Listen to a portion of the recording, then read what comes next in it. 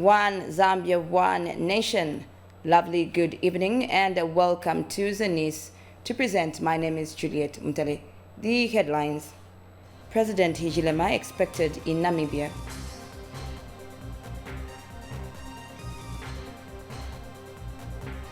Jumbo milling reduces mealie meal prices.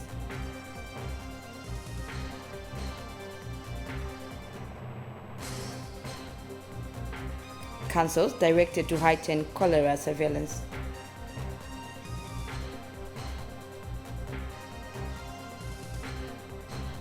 And government to upgrade Mpulungu Harbour.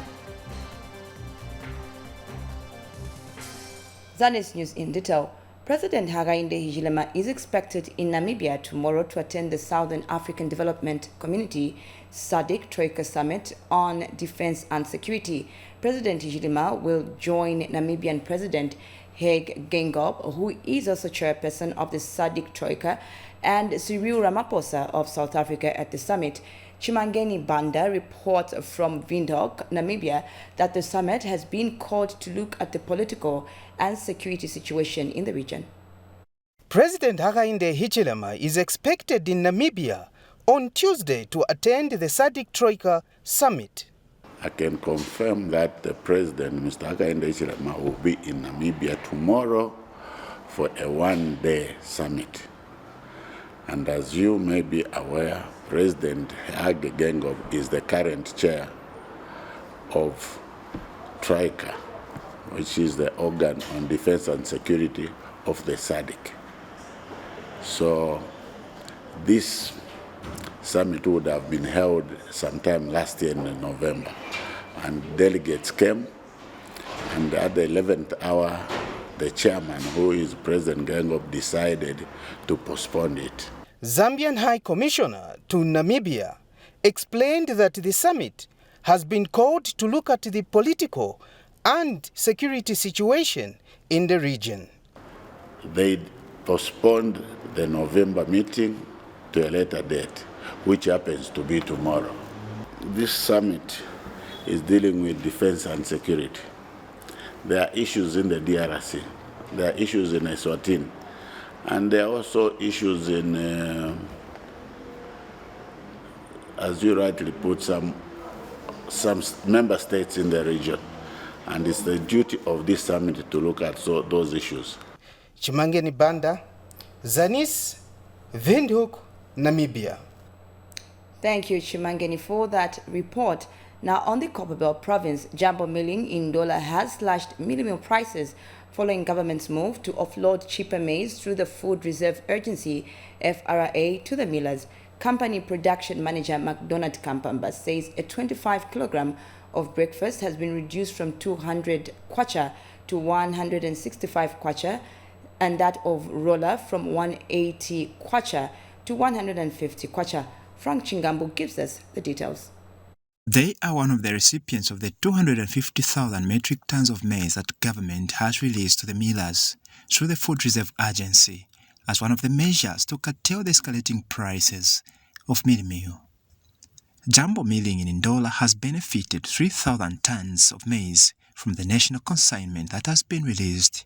Because of this intervention, the milling company has slashed mealie meal prices, with a 25 kilogram bag of breakfast coming to 165 kwacha from 200 kwacha, while that of flour meal is now at 150 kwacha from 180 kwacha. These prices take effect with immediate effect.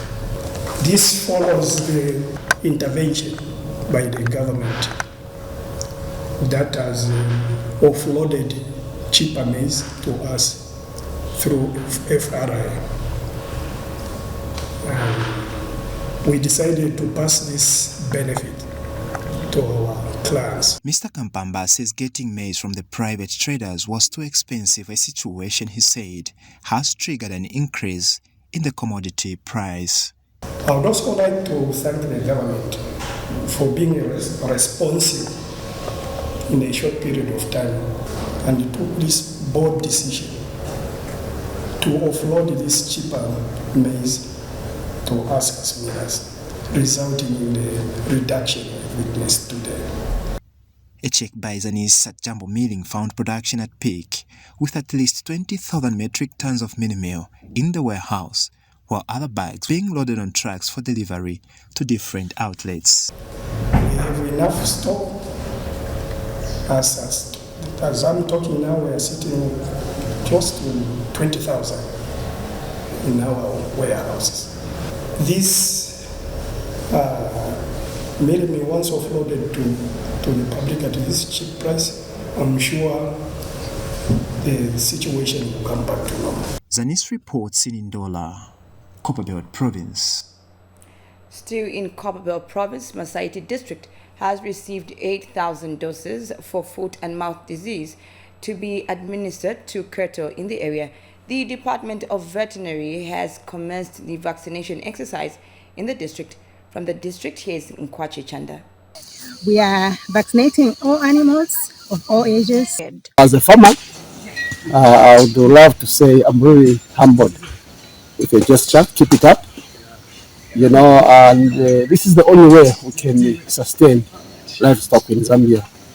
Because buying medicine on as peasant farmers is not easy.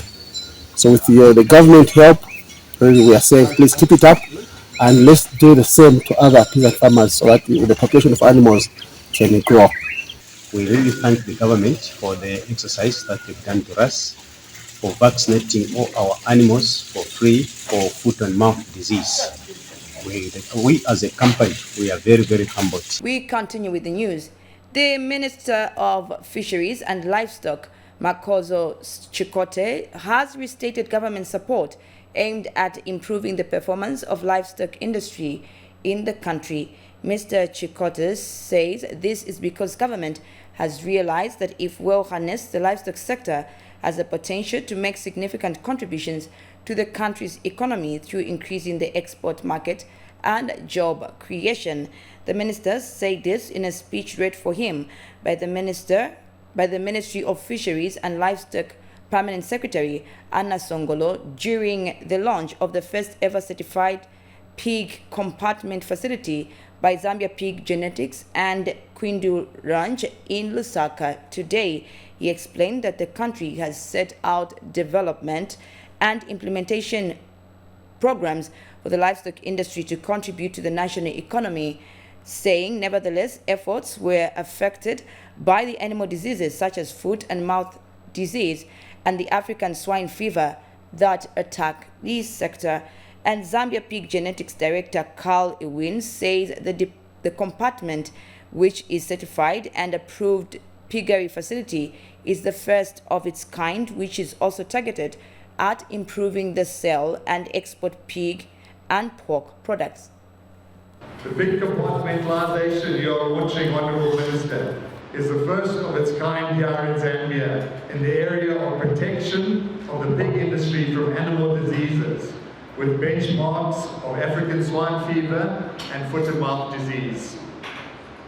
Distinguished ladies and gentlemen, the pig compartmentalization which is being launched today is the process of creating biosecurity measures so as to provide a disease-free zone.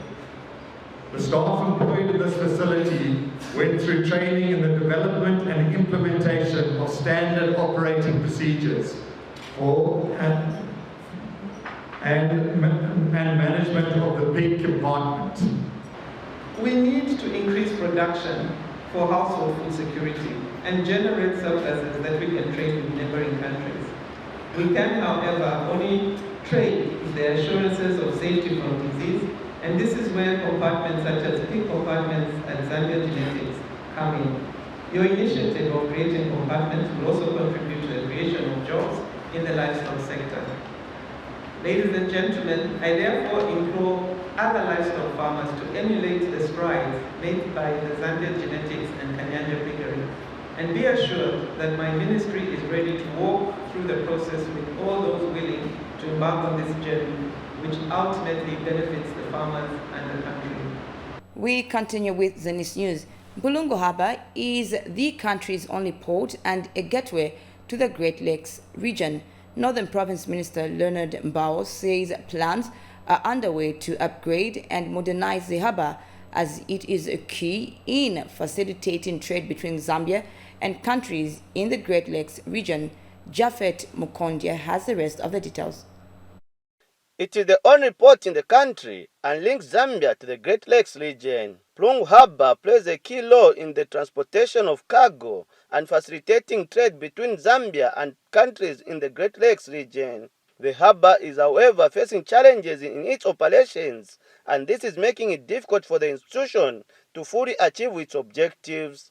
The port faces numerous challenges that probably in the state that it is will not allow us to grow exponentially the kind of volumes that we are able to handle at Mpulungu. As a start, we have a very limited loading space we call the quay. It's only 20 meters wide. What that means is that we can only load one ship at a time, and that reduces the number of vessels that we can turn around and the timelines within which we can actually turn around a ship that arrives and docks at Mpulungu. The business community in Mpulungu have commended government for sustaining operation of the harbour despite the numerous challenges. Elio no buteko kuti waleta kuna bwena wapanga ko ship ya kutira tire senda makago from here up to Burundi, Congo no kwashala ukuchira fya abanesu fya balesa ne fyombo pantu fyombo fya kula fisa fya mputere fya isalonga kago kuno kumpu. Meanwhile, Northern Province Minister Leonard Dimbao, who is also Mpulungu Member of Parliament, has used this opportunity to explain government's plan to modernize the harbour. This harbour modernized, not only being modernized, but also expanded so that we increase the throughput. We should be able to be handling more within the shortest possible time. We understand the economic value that this harbour is to the nation. Reporting for Zanis in Mpulungu, I'm Japhet Mukondia. And now from the eastern part of the country, Muzime area in Chief Katumba in Katata district has been cut off from the rest of the district after the crossing point of the Muzime stream was washed away by heavy rains. The situation has disrupted the movement of people as they cannot access social amenities such as schools and health facilities. Hope Wadia has the details. The crocodile-infested Muzima stream has broken its banks, washing away part of the road at the crossing point of the Muzime Bridge, disrupting both social and economic activities of the people of Muzime area. Katete Town Council Chairperson Fanuel Chama has appealed to relevant authorities to look into the plight of the people around this area. Those from Zemba, Fisi and other villages there who want to access health facilities, they can't access those health facilities. And even those who are doing transport, day-to-day business, they can't access the road because the road has been washed away and it has left a very big gap. No vehicle can pass. So I'm appealing to the RDA. I'm also appealing to disaster management to come in board so that we can provide services to our people or even initiative. Meanwhile, the affected residents also want the government to repair the damaged crossing point.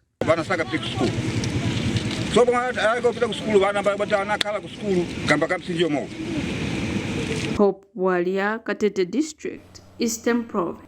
And in empowerment news, some social cash transfer beneficiaries in Wapula Province were not getting their monies as they were sharing the same national registration card numbers, which made it difficult to establish their true identity. Government has since introduced a new system called Zambia Integrated Social Protection Information Systems, and all the affected beneficiaries will be given their monies for the last year in full. Kennedy Chomba has the rest of the story. Government has released money for social cash transfer beneficiaries who were not getting their bi-monthly money last year due to some complications in their identity. Luapula Province Social Welfare Officer Enoch Sakamuna reviews that all those that were affected last year will be given their money in arrears.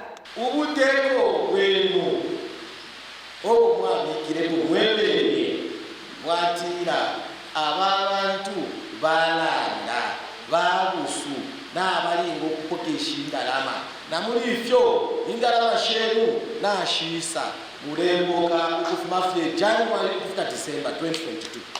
The affected beneficiaries are grateful to government as the news puts away fears of them being removed from the program.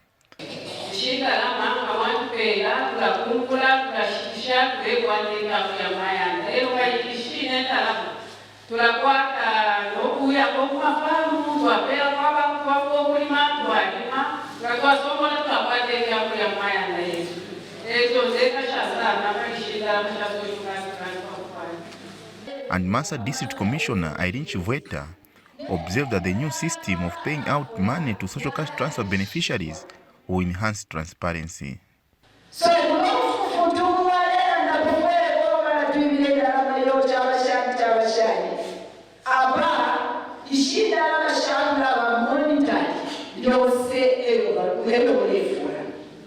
Kene Chomba, reporting for Zanis News in Massa District, Luapula Province. Thank you, Kennedy, for that report. We now move to Muchinga Province, where British High Commission Zambia advisor Lead Gaffney has expressed happiness with the progress being made on various scaling up San 2 interventions, nutrition San 2 interventions in Pika District. Ms. Gaffney, who visited the district, was accompanied by other cooperating partners, government and Food and Nutrition Commission officials. Details in this report. Government, through the Scaling Up Nutrition Sani 2 project, has been able to reach out to mothers and trained them in various nutrition-based activities.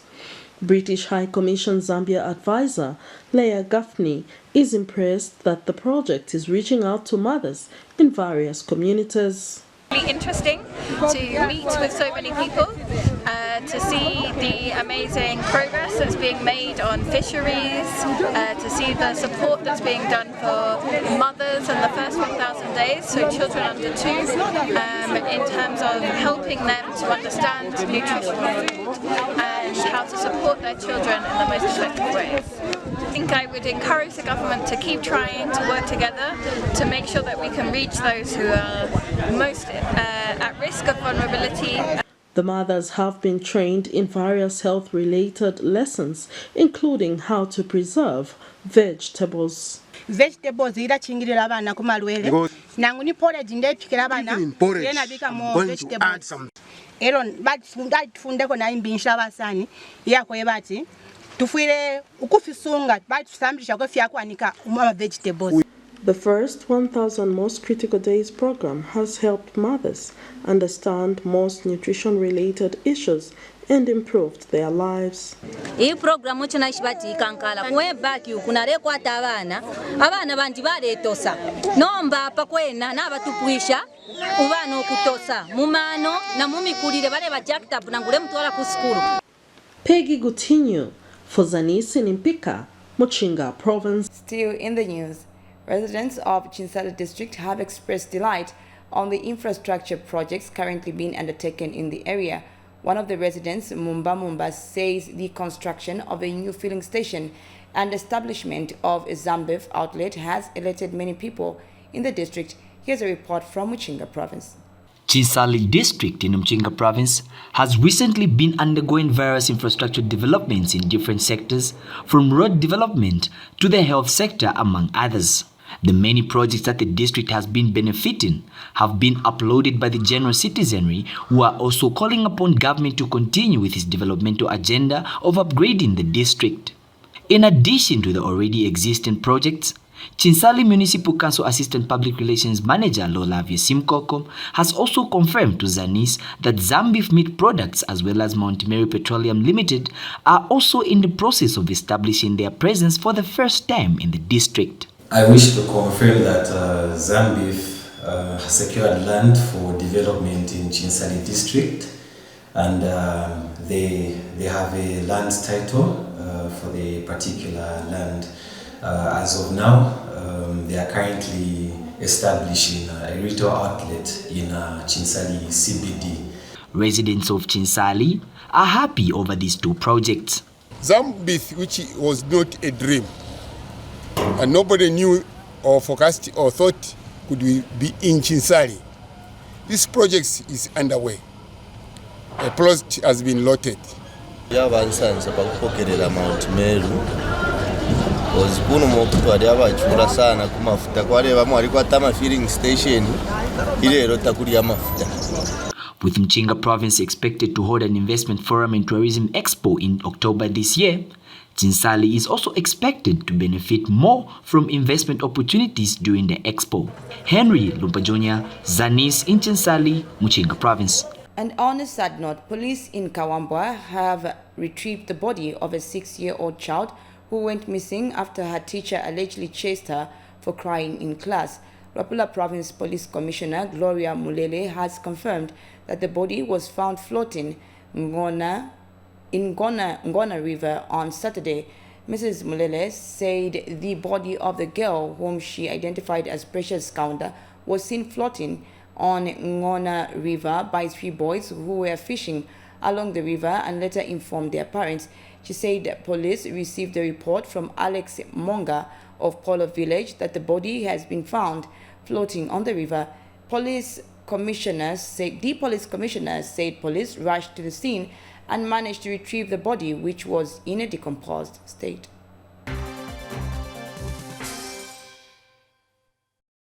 Let's now take a look at the weather forecast.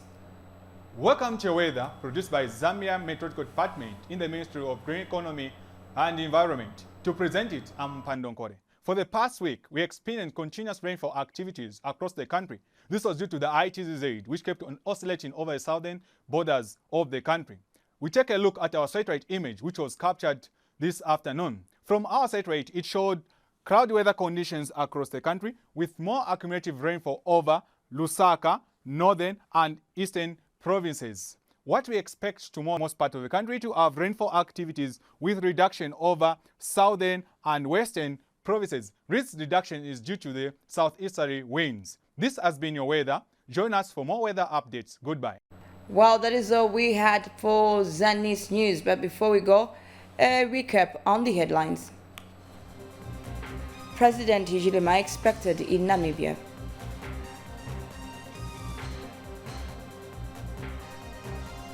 Jumbo milling reduces mini meal prices.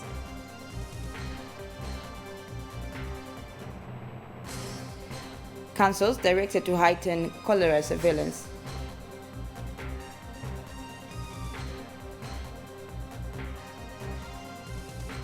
And government to upgrade the Mpulungu Harbour.